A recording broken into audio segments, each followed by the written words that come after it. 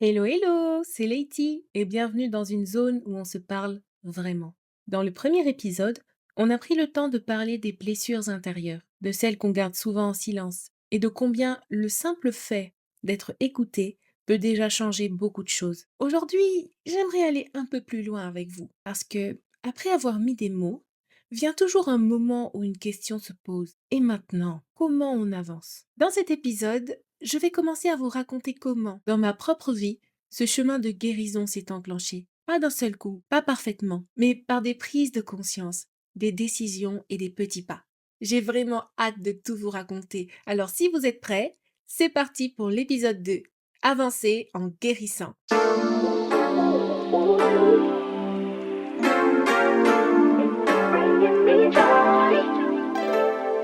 Vous savez, moi aussi j'ai eu à affronter de vieilles blessures qui ont longtemps influencé ma manière d'être. Je parle de l'anxiété, de la peur du rejet, du besoin de contrôle, vraiment de vieux combats. Et tout cela venait forcément de quelque part, de mon histoire, d'une parole, d'un geste maladroit, d'une situation qui m'a marqué sans que je le réalise sur le moment. Bon, pour la petite histoire, pendant longtemps, aux yeux de tout le monde, j'étais la stressée de service. Je n'aimais pas du tout cette image qu'on m'avait collée. Mais bon, fallait bien l'avouer, c'était pas faux. À chaque imprévu, chaque événement, je faisais une montagne de pas grand-chose. Je pouvais passer des nuits blanches à vouloir tout contrôler, tout anticiper dans les moindres détails. Alors qu'honnêtement, quel que soit ce que je pouvais essayer de faire là maintenant, le temps que je passais à y réfléchir, je ne pouvais rien y changer. Et je n'arrêtais pas de me demander, mais pourquoi je suis comme ça?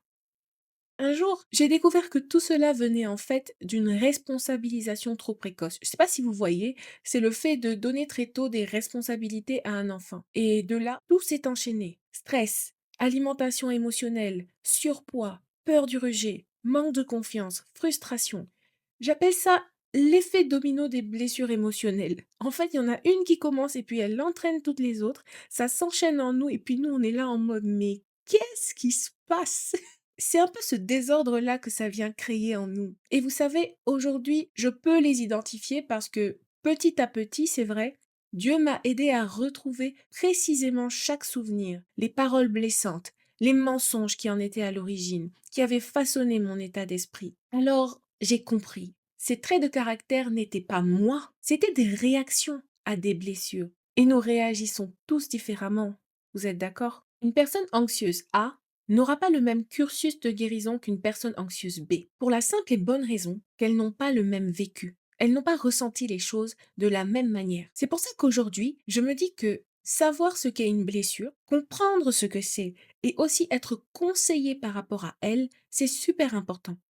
Mais ça ne fait pas tout. Parce qu'ensuite, il faut se souvenir, accepter et décider. Non seulement c'est un autre travail, mais en plus, ça, c'est notre part. Les gars, c'est notre part, je répète. Parce que il y en a une que les autres peuvent nous aider à assumer. Et une autre, et c'est la plus grande, qui revient à Dieu. En fait, le Seigneur, il va chapeauter tout ce processus. Mais dans tout ça, notre part reste déterminante. Les autres peuvent beaucoup nous aider. Oui, ils peuvent pointer du doigt plein de choses qui ne vont pas en nous, ils peuvent nous éclairer sur pas mal de situations et de réactions qu'on peut avoir. Mais la réalité, c'est celle-là. Personne n'a ressenti notre vécu comme nous l'avons ressenti. Personne ne peut ressentir notre vécu à notre place. Et c'est tout à fait normal. Et ça signifie que personne ne peut décider de faire face à ce vécu à notre place, ni de mettre fin au cycle. Et surtout, et au-delà de tout, personne ne peut pardonner pour nous, ni décider pour nous de laisser Dieu nous guérir. Je ne l'invente pas. Le psaume 147 au verset 3 dit: Il guérit ceux qui ont le cœur brisé et il pense leurs blessures. Ça veut dire que c'est le Seigneur qui guérit. C'est lui qui est responsable de la manière dont nous allons guérir. Mais le pas de le lui confier, le pas de lui demander son aide, d'appeler au secours, c'est notre responsabilité. Parce que le jour où nous décidons que ça suffit, le jour où nous décidons que nous ne voulons plus de cette vie, le jour où nous crions à Dieu pour cette raison-là, et le jour où il étend sa main jusqu'à nos vies et qu'il commence la transformation intérieure qui va avec. Donc, ce pas-là, c'est la décision, c'est l'appel à Dieu. Et Je le dis pour l'avoir vécu parce que personnellement, ce sont les mêmes schémas qui m'ont conduit à chaque fois aux mêmes échecs, qui m'ont conduit aux mêmes douleurs, aux mêmes confrontations. Et c'était pas à cause des autres, la plupart du temps, c'était à cause de moi-même, de comment je pensais, de comment je vivais les choses, de comment j'appréhendais la vie. À un moment, quand tu te rends compte que le blocage est intérieur, qu'il y a un cycle qui te concerne toi et qui ne concerne pas les autres, c'est toi qui peux dire ça suffit. Parce que les autres, parfois, ils ne le perçoivent même pas. Il y a des choses que tu es le seul à pouvoir comprendre concernant ta vie et donc tu es le seul à pouvoir faire appel à Dieu pour que ça s'arrête. Et là, tu pourrais me dire: «Oui, mais si le Seigneur sait que je suis anxieuse, pourquoi il ne me réveille pas un matin en me débarrassant de l'anxiété une bonne fois pour toutes?» Mais parce que le Seigneur sait que à ce stade-là, en tout cas c'était mon cas, à ce stade où j'étais, je ne sais pas ce qui provoque l'anxiété en moi. Je ne sais pas ce qui peut la réveiller. Donc si je ne le sais pas, demain, elle peut se réveiller encore. Il peut la retirer aujourd'hui, elle reviendra demain. Non, l'objectif, c'est que je réalise qu'il y a un problème, que je suis régulièrement anxieuse, je veux savoir pourquoi, je veux savoir quelles sont les situations qui la créent et quelle réaction j'ai et qui n'est pas la bonne et qui contribue à ce que je reste anxieuse. C'est quoi cette manière de penser que j'ai et qu'il faut déloger? Le Seigneur, il veut cheminer avec nous pour qu'on prenne conscience de plus en plus de ça, pour que demain on n'y retombe plus, pour que demain on soit sensible à ces situations qu'on doit peut-être éviter ou qu'on doit peut-être appréhender d'une manière différente. C'est vraiment un exercice, c'est une sorte de remodelage, de renouvellement de la pensée et pour que ça ne se reproduise plus, eh bien, il faut vivre ce parcours. C'est comme quand on va à l'école, il y a des choses qu'on apprend, il y a des choses qu'on corrige, il y a des choses qu'on remet en place. C'est pour ça qu'il attend qu'on le désire, qu'on le veuille, parce que c'est un parcours, c'est un engagement aussi. Il y a un vrai travail derrière. Le Seigneur, il n'agit jamais superficiellement. Tout ce qu'il fait, il le fait en profondeur et il n'est pas pressé comme nous, on est pressé. Alors, si tu m'écoutes, je voudrais vraiment t'encourager à prendre le temps. Vraiment, prends toujours le temps de remettre de l'ordre en toi. Et ça, honnêtement, ça ne veut pas dire que tu vas mettre une pause à ta vie. Parce que ça, c'est un peu ce que le monde essaye de nous faire croire, que si on veut se corriger, si on veut devenir une meilleure personne, si on veut guérir émotionnellement, il faut qu'on arrête tout ce qu'on est en train de faire. C'est pas vrai. La vérité, c'est que tu vas juste vouloir traiter tes blessures. Je connais beaucoup de personnes qui continuent de vivre, qui continuent même leur activité professionnelle et qui ont toujours les mêmes relations avec leur entourage, tout en suivant un traitement médical. Donc c'est la même chose. Parce qu'aujourd'hui, courir blessé, c'est courir dans une douleur qui vient de l'intérieur.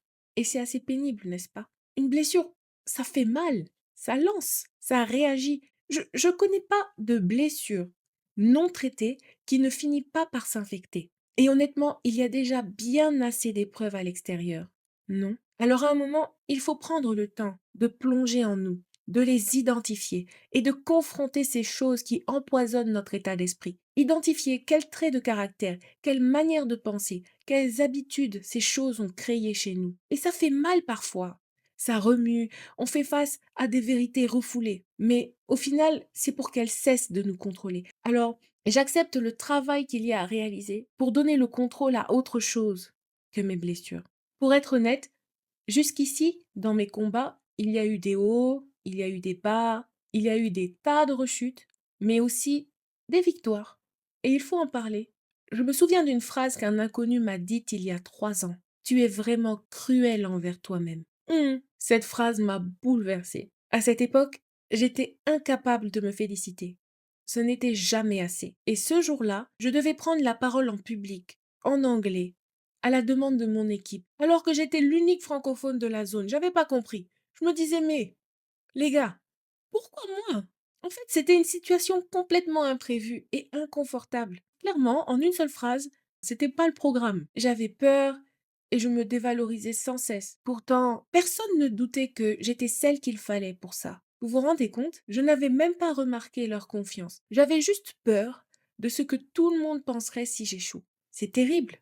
Mais grâce à ces mots, j'ai eu le déclic. Je suis à ma place en fait. Je ne l'ai pas volée. Alors je me suis lancée, voilà. Allez, avec la boule au ventre, mais déterminée à le faire. Et ce jour-là, pour la première fois, j'ai été fière de moi. Pas parce que c'était parfait. En fait, ça ne l'était pas du tout. Mais parce que j'avais fait confiance à Dieu. Parce que j'étais honorée d'avoir été choisie par mon équipe. Et aussi parce que j'avais surmonté le doute. Un pas, ma part, Alors j'ai compris quelque chose. Je pouvais me parler autrement que comme je le faisais jusqu'ici. Je pouvais me voir autrement et être reconnaissante, même pour les petits pas. Et là, processus de guérison lancé. Bon, peut-être qu'en fait, il l'était depuis beaucoup plus longtemps que ça. Mais on va dire que ce jour-là, j'ai réalisé qu'il y avait quelque chose à régler, en fait. Et aujourd'hui, ce processus continue en plusieurs étapes. C'est un peu comme dans ce jeu-là, Mario Bros. Allez, je vais faire un clin d'œil à mes anciens amis amateurs de Nintendo DS. Dans ce jeu, on commence doucement.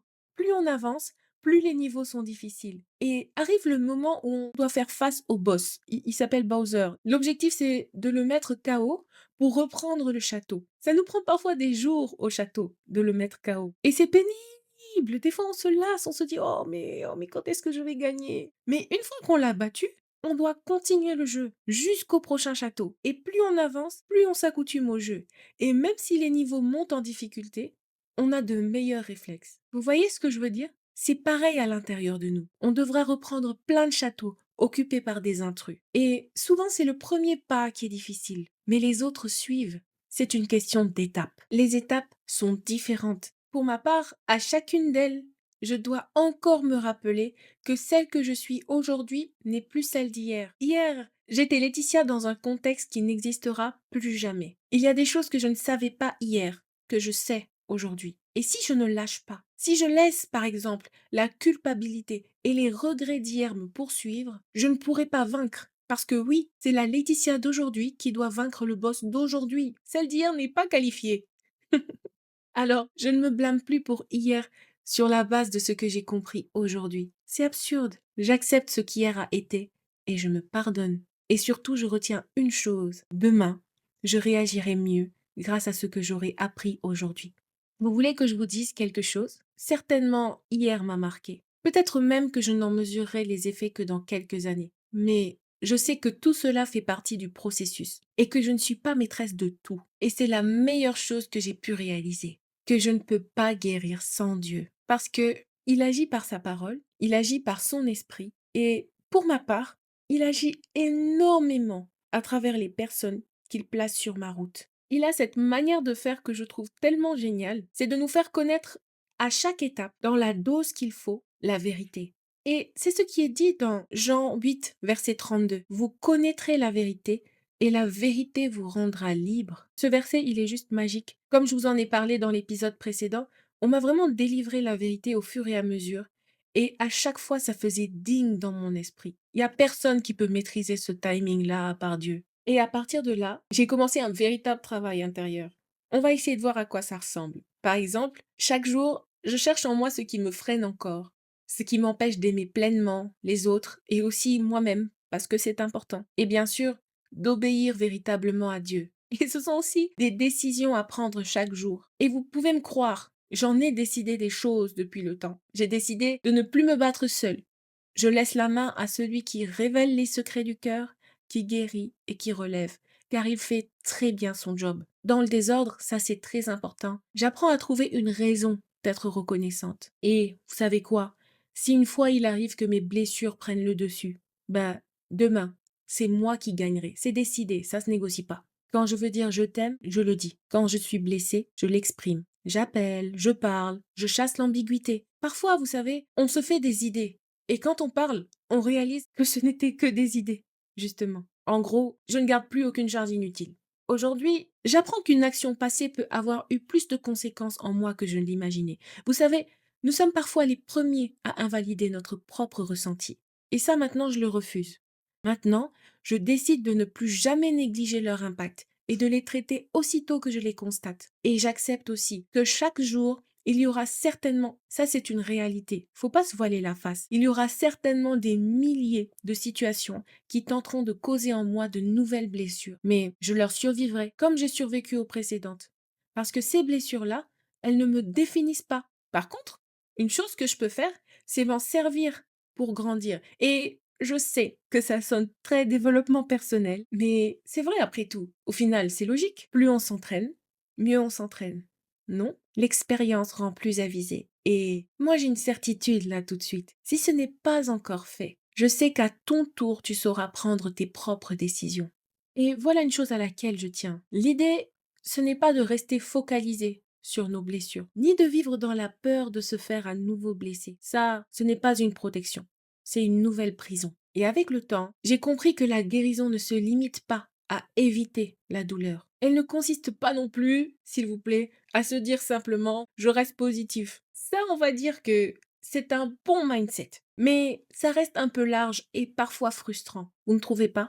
Il y a une manière très pratique de rester positif. Parce que oui, moi, j'aime savoir en quoi consistent les choses, pas vous? Je vous vois venir, vous allez me demander, mais oh, comment rester positif alors? Eh bien, voilà ma réponse. En un seul mot, switcher. Je vais vous donner un exemple. Jusqu'à un moment, je ne regardais qu'à ma situation, à ce que les autres disaient et attendaient de moi. C'était lourd. En regardant les choses sous cet angle, j'étais tout le temps stressée et je ne me sentais jamais gagnante, toujours redevable. Alors à un moment, je me suis demandé, Lady, mis à part ces choses, sur quoi pourrais-tu te baser pour avancer? Et j'ai trouvé. Et devine quoi? Ce que j'ai, tu l'as aussi. Alors faisons ensemble un petit constat. Qu'avons-nous tous aujourd'hui, peu importe qui nous sommes ou notre situation, pour gagner? En numéro un, nous avons la présence de Dieu avec nous tout le temps et qui nous aime éternellement. Si jamais tu l'avais oublié, voilà, ça fait un petit rappel pour la journée. En numéro 2, il nous rend capable d'aimer à notre tour un peu mieux chaque jour. Alors, on fait une pause. Là, on a deux informations. Je suis aimé et je peux aimer. Là, on a déjà autre chose sur quoi se concentrer. Et en numéro 3, cerise sur le gâteau, nous avons la parole de Dieu. Vérité révélée en Jésus-Christ. Ça, c'est notre arme intergalactique et infaillible contre tous les mensonges qui veulent nous faire douter. Ah, je te sens là, tu doutes là. Eh bien, laisse-moi te montrer comment ça se passe. On va prendre l'exemple d'un examen. Tu as passé un examen, tu l'as réussi et tu l'as vu. Ton nom est inscrit sur un tableau. Est-ce que, si le petit Gus là-bas dans le coin vient te voir et te dit espèce de nul, tu as échoué, tu vas le croire? Est-ce que tu vas aller dans ton coin pour pleurer parce que Gus t'a dit que tu as échoué? Non, parce que tu sais que c'est faux. Donc, ce qu'il te dit ne t'impacte pas parce que tu ne le crois pas. C'est pareil, quand des mensonges nous envahissent l'esprit, nous devons remplir notre esprit de vérités qui les anéantissent. Contre-attaque totale. Et honnêtement, j'ai vraiment dû faire ça. J'ai dû m'intéresser à la parole de Dieu, me laisser convaincre par ce que lui, il dit de moi et de ma situation. Switch. Car, dites-moi, quand on sait qui on est, quand on connaît le Dieu qui marche avec nous, qui vit en nous, qui a tout sacrifié pour nous, qui peut encore faire intrusion dans notre esprit? J'ai conscience que tout ceci peut encore paraître abstrait. C'est pourquoi dans les épisodes qui vont suivre, je rentrerai plus dans le concret et vous partagerai plus en détail mon propre chemin vers la guérison de l'anxiété, du rejet, du contrôle. Et puis aussi, je vous parlerai de mon parcours perte de poids car tout est lié. Et j'ai vraiment hâte. Merci d'avoir marché avec moi aujourd'hui. Prenez soin de vous et à très bientôt sur le chemin. Avec tout mon amour, Leïti.